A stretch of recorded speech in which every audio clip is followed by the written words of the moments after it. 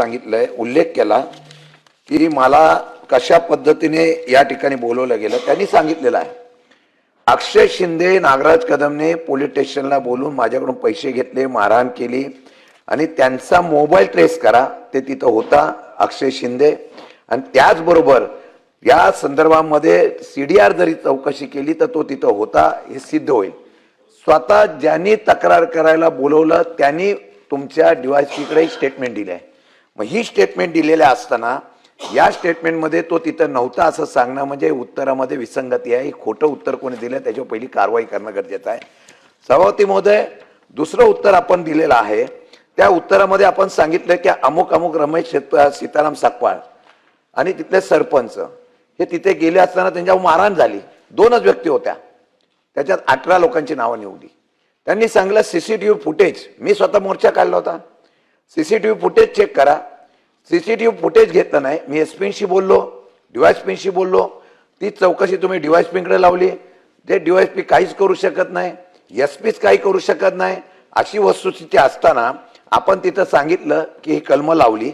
ज्यांनी मार खाल्ला, जो ऍडमिट होता त्याच्यावर गुन्हा दाखल झाला आणि ज्यांनी मारलं त्याच्यावर काही खर्चटलं नसताना त्याच्यावर गंभीर गुन्हा दाखल करून या लोकांना अद्यापही अटक केली नाही. हे साधे दोन प्रश्न ते उत्तरामध्ये तुम्हाला यामध्ये दिसून येत आहे की या फौजदारांचा कशा पद्धतीने कामकाज सुरू आहे. अवैध धंदे, बाकीच्या सगळ्या व्यवसायावर या ठिकाणी त्यांचा आशीर्वादामुळे क्राईम वाढलेला ही वस्तुस्थिती आहे. मी म्हणतो म्हणून नव्हे, तुमच्यात हिंमत असेल तर परवाच्या दिवशी सुद्धा 4 अल्पवयीन मुली या गेल्या 2 महिन्यामध्ये या ठिकाणी गेल्यानंतर पालक त्या ठिकाणी तक्रार केला, गेल्यानंतर त्यांची तक्रार घेतली नाही. एक घेतला, कबूल करतो, धाडस वाढतंय. परवाच्या दिवशी सुद्धा एक मुलगी गेली आणि तक्रार करा, आई वडील गेल्यानंतर त्यांची तक्रार घेत नाही. म्हणजे हे एक प्रकार जे वाढायला लागलेले आहे. एका मुलीने आत्महत्या केली, तिला छेडतात म्हणून, आणि बिंगो या सगळ्या याला पूर्णपणाने हप्तेबाजी चालू आहे. पूर्ण त्या ठिकाणी आशीर्वाद आहे, त्याला पाठबळ आहे राजकीय. मला कल्पना आहे तुमच्यात हिंमत असेल कारवाई करून दाखवा, आणि जर नसेल तर याच्या पुढे कुठला गुन्हा घडला तर त्याची सरकार जबाबदारी घेणार आहे का, ही आरोप मी कर्त्याने करतोय. एसपींच्याकडे तक्रारी गेल्या, मोर्चे गेले, डीवायएसपी कडे गेल्या, कोणीही काही करू शकत नाही. कारण माझा गॉडफादर कोणतरी इथं सरकारमध्ये बसलेला आहे, हा भ्रम त्या अधिकाऱ्याचा आहे. मोर्चामध्ये तुम्हाला खोटं सांगत नाही, एखाद्याने घोषणा दिली पोलीस स्टेशन मधून, तो माणूस पीआय त्याच्यावर धावत गेला, कोणी आवाज दिला मला सांगा. आमच्या समोर अशा प्रकारची दादागिरी एखादा पीआय करतो. आणि मी मागेही सांगितलं, माझा काही संबंध नसता माझ्या घरी हा पोलीस हवालदार गेला, एक आरोपी आहे ज्याच्यावर आरोप झाला म्हणून सांगितलं, तो माझ्या बंगल्यात आहे का चेक करायला गेलाय. ही दादागिरी आहे. विरोधक आहे म्हणून आम्ही बोलतोय असं नाही. 35 वर्षाच्या कालावधीमध्ये एकदाही आम्ही एखाद्या अधिकाऱ्यावर तक्रार केली नाही, आमचा इतिहास आहे. परंतु दुर्दैव असा आहे की एखादा अधिकारी एवढा मुजोरपणाने वागत सुद्धा, सातत्याने त्याच्यावर तक्रार होऊन सुद्धा कारवाई केली जात नसेल.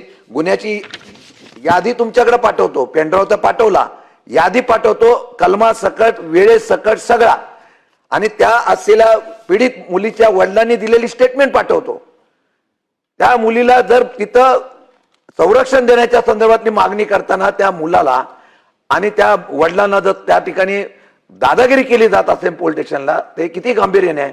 म्हणून सरकारच्या त्यांना कारवाई करण्याची हिंमत आहे का, आणि या सर्व गोष्टीची मी पुराव्यासकट देतो, चौकशी करून त्या अधिकाऱ्यांची सातारा जिल्ह्याच्या एसपी कडून चौकशी काय होणार नाही.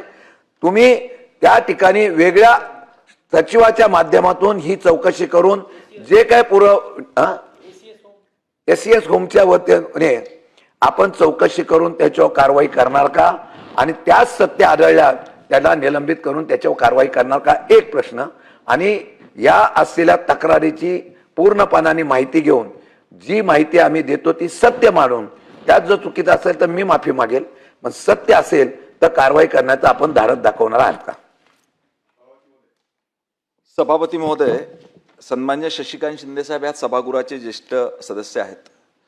त्यांचं म्हणणं आहे की सातारा जिल्ह्यातल्या कोरेगाव पोलीस स्टेशन अंतर्गत असलेल्या कर्मचाऱ्यांच्या मार्फत, अधिकाऱ्यांच्या मार्फत त्या ठिकाणी पदाचा गैरवापर करून मनमानी कारवाया करणे, कोणताही गुन्हा केलेला नसताना निरपराध लोकांवर त्या ठिकाणी खोटे गुन्हे दाखल करणे अशा पद्धतीचं कामं करण्यात येते. आणि दुसऱ्या साईडनी असं पण आहे की त्या मोठ्या प्रमाणात त्या ठिकाणी अवैध धंदे वाढलेले आहे. शिंदेसाहेब या ठिकाणी ऑलरेडी दारूबंदीचे जवळजवळ 53 गुन्हे दाखल करण्यात आले आहे आणि 53 त्या ठिकाणी केसेस दाखल करण्यात आलेले आहे. जुगाराचे 51 गुन्हे दाखल करण्यात आले आहे, 51 जणांवर गुन्हे उघड झाले आणि जवळजवळ 53 लोकांवर त्या ठिकाणी आरोपी देखील करण्यात आलेले आहे. या संदर्भात पोलीस महासंचालक यांच्या मार्फत आपण अहवाल मागून घेतला, कारण आपण प्रश्न देखील उपस्थित केला होता याच्या आधी ह्या संदर्भात. ह्याच विषयानं आपण प्रश्न उपस्थित केला होता. पोलीस महासंचालक महाराष्ट्र राज्य मुंबई यांच्याकडून जो अहवाल शासनास प्राप्त झाला आहे त्यांचं म्हणणं आहे की ह्या ठिकाणी प्रभारी म्हणून कार्यरत असलेला अधिकारी हा जो त्या ठिकाणी पोलीस स्टेशनचा कार्यभार स्वीकारला आहे, त्यांनी कार्यभार स्वीकारल्यापासून त्या हद्दीतील अवैध धंद्याचे समूळ उच्चाटन करण्याच्या अनुषंगाने वेळोवेळी प्रतिबंधात्मक आवश्यक ती कारवाई केली आहे.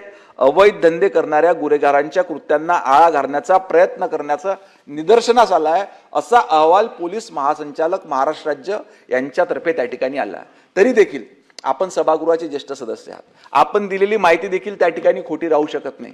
आपण एक पेनड्राईव्ह दिलेला आहे आणि आपण स्वतः सांगितलं की त्या पेनड्राईव्हच्या माध्यमातून जे काही त्या ठिकाणी कार्यवाही चौकशी त्या ठिकाणी सुरू झालेली आहे, ह्या चौकशीचा अहवाल आल्याबरोबर जर का संबंधित व्यक्ती दोषी असेल तर निश्चितपणे कारवाई करण्यात येईल. सांगतो ही अजून एक माहिती आपण दिली. बरोबर आहे, एक माहिती आपण दिली की चार अल्पवयीन मुली गायब असल्याची माहिती आपण त्या ठिकाणी दिली आणि तक्रार दाखल होत नसल्याची देखील आपण माहिती दिली. आपण ही माहिती दिली, ह्या अनुषंगाने लवकर तात्काळ चौकशी करण्यात येईल आणि जर का त्या मुली गायब झाल्या तर गुन्हा दाखल करण्यात येईल.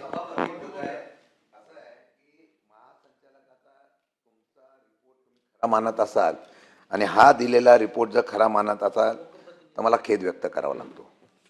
आम्ही ज्यावेळेला बोलतोय, मी मगाशी सांगितलं, राजकीय जीवनामध्ये 25 वर्ष आम्ही आहोत, पण कधी आम्ही कोणत्या अधिकाऱ्याच्या विरुद्ध कधी तक्रार केली नाही. पण ज्यावेळेला अति होतं त्यावेळेला आम्हाला आवाज उठवावा लागतो. मी कालची स्टेटमेंट आहे, वडील 3 दिवस जातोय तक्रार करायला, 17 वर्षाची मुलगी पळून नेली, 3 दिवस जातो त्याची तक्रार घेतली नाही. याच्या अगोदर 2 महिन्या अगोदर झाले, आई वडील जाऊन सातत्याने पोलीस स्टेशनला बसतायत, त्याची तक्रार घेतली जात नाही. तुम्ही यांना पाठीशी घालता कशासाठी? चौकशी म्हणजे महासंचालकाचा अहवाल तुम्हाला खरा वाटत असेल, मी कालचं स्टेटमेंट देतो, त्यांनी स्टेटमेंट देताना सांगितलंय, मी एकच शब्द वाचून दाखवतो. त्यामध्ये त्याला बोलवलं, त्या गणेश प्रकाश जाधव, त्याला दबाव फार येतोय, पण त्यांनी सरळ सांगितलं की पहिलं मला मारलं आणि हे मारताना त्यांनी ड्राय डे असताना सुद्धा कुठे कुठे धंदा चालू आहे ते मला सांग म्हणून ह्या PI बल्लाळने त्याला फोन नंबर दिलाय आणि पेनड्राईव्ह मध्ये आहे आणि हे स्टेटमेंट तुमच्या डिपार्टमेंटच्या समोर त्यांनी दिलंय. मग महासंचालकांनी आणि तुमच्या स्टेटमेंटवर माझा आक्षेप एवढाच आहे, तुम्ही चुकीच्या माणसाला राज्याश्रय देऊ नका. क्राईम वाढतोय, लोकांना भीती राहिलेली नाही. वस्तुस्थिती सांगतो की कोणी यावं, तू इथे ये, तुझा धंदा चालू, यामुळे पूर्ण अडचणी आलेल्या. आमचं म्हणणं आहे पहिला तिथून त्याला हटवा, चौकशी करा, आणि जर तो चौकशीमध्ये निर्दोष आढळला परत त्याला तुम्ही वाटत अजून प्रमोशन करा. प्रभारी माणसाला 3-3 वर्ष होऊन गेल्यानंतर तिथं ठेवता. आणि मी सांगतो तो शिंदे म्हणून आहे, तो शिंदे त्याचा संबंध नाही, तो हप्ता गोळा करतो, मी नावाने सांगतोय. आणि एवढं सांगून सुद्धा आपण सांगता की एवढे गोळ्या शोध लावलाय.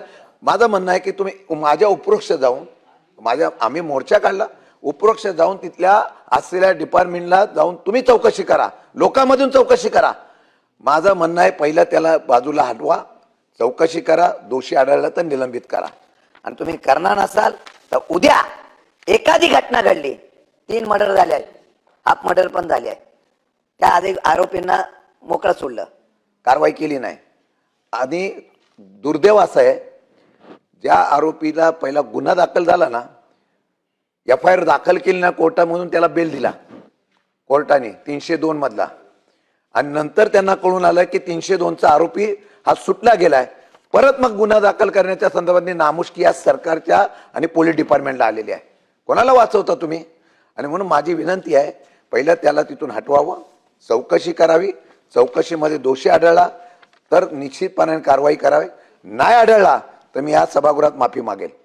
परंतु तुम्ही राजाश्रय देण्याचा प्रयत्न केला तर दुर्दैवाने उद्या एखादी घटना घडली तर त्याला सरकार जबाबदार राहील. ती जबाबदारी तुम्ही स्वीकारणार का?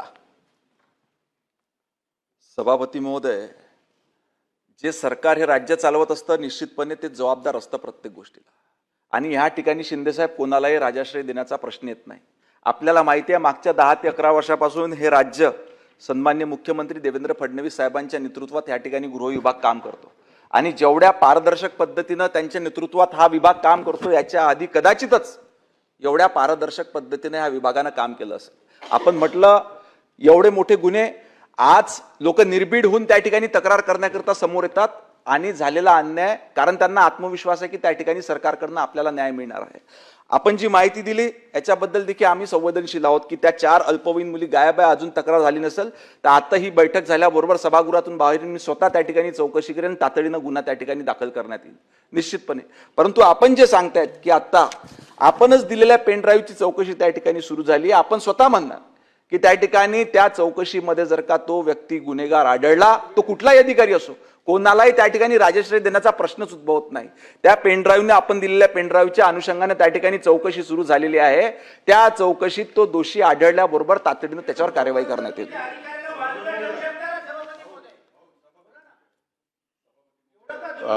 आभारी आहे आपला आभारी आहे, कारण मंत्री महोदय आपण बऱ्यापैकी सगळ्या प्रश्नांना उत्तरं देण्याचा प्रयत्न करत आहात. 2 गोष्टी आपल्याला मान्य कराव्या लागतील. त्या अशा, आपल्या जागा बदलतील इकडून तिकडून, परंतु अशा पद्धतीने असे मस्तावलेले जे लोक आहेत त्या लोकांना कायद्याची भीती राहिली पाहिजे. साधं आता सांगितलं की त्या अल्पवयीन मुलींना झालं तर आत्ता हे संपल्यावर आम्ही आदेश देऊ. आपला कायदा आहे, सुस्पष्ट कायदा आहे, आणि तो कायदा हे सांगतो की एखाद्या महिलेने तक्रार दिली तर ती खरी समजून नोंदवायलाच हवी. हा आपला कायदा आहे. आणि ती जर नोंदवली नाही तर त्याला तात्काळ तिथून निलंबित करा, असाही कायद्यामध्ये प्रोव्हिजन आहे. आणि ह्या सगळ्या गोष्टीमध्ये हे सगळं सुस्पष्ट असताना मी बाकीच्या सगळ्या गोष्टी तर त्यांनी सांगितले. ते स्वतः मंत्री राहिलेले आहे आणि त्यांनी स्वतः त्या सगळ्या याच्यामध्ये काम केलेलं आहे. तुम्ही तुमच्या चौकशीचे जेवढे निकष आहेत ते सगळे लावा, आमचा त्याला अजिबात आक्षेप नाही. परंतु अल्पवयीन मुलीचे पालक पोलीस स्टेशनमध्ये येऊन बसतात, याच्यापेक्षा वेगळं तुम्हाला काय कारण लागणार आहे त्याला निलंबित करण्यासाठी? त्याची चौकशी होत नाही. कायद्यातच आपल्या प्रावधान आहे ते. आपण कायदा बनवला त्यावेळेलाच तो तितका सक्षम बनवला, कारण याच्या अगोदर अनेक गोष्टी अशा घडल्यात. आणि म्हणून माझे 2 स्पेसिफिक प्रश्न आहेत. एक, तिथे माझ्या माहितीप्रमाणे ॲडिशनल CP यांनी सुद्धा SP-ने गुन्हा दाखल करण्यासाठी काल SP-ने सांगितलेलं आहे. जी अधिकची माहिती ती आपल्याला सुद्धा असेल, कारण आपण ब्रीफिंग घेताना घेतली असेल ती. पण आपल्या प्रचलित कायद्याप्रमाणे अल्पवयीन मुलींचा झालेला जे जे गुन्हे झालेले आहेत ते गुन्हे दाखल न करणाऱ्या त्या इन्स्पेक्टरवर आपण तात्काळ त्याला निलंबित करणार का? आणि त्याला तिथून निलंबित करून त्याच्यावर हे सगळे आपले कायदे धाब्यावर बसवणाऱ्या या अधिकाऱ्याला निलंबित करून ह्या सगळ्या गोष्टीची आपण चौकशी करणार का? भाई जगताप, आपण जी माहिती दिली अगदी बरोबर आहे. आपल्या इथं कायद्यातच तरतूद आहे की जर का अशा पद्धतीनं कुठल्या महिलेनं तक्रार दिली तर त्याची दखल घेऊन तातडीनं गुन्हा दाखल करावा लागतो. जर का अशा पद्धतीनं गुन्हा दाखल झाला नसेल याची माहिती घेऊन, मी तुम्हाला काय म्हणतो याची माहिती आम्हाला तर घेऊ द्या ना. मी तुम्हाला काय म्हणतोय, नाही असं आहे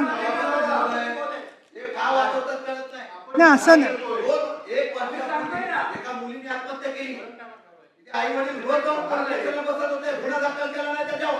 नाही असं, एक मिनिट, तुम्हाला असत्य धरलेलं नाही आहे.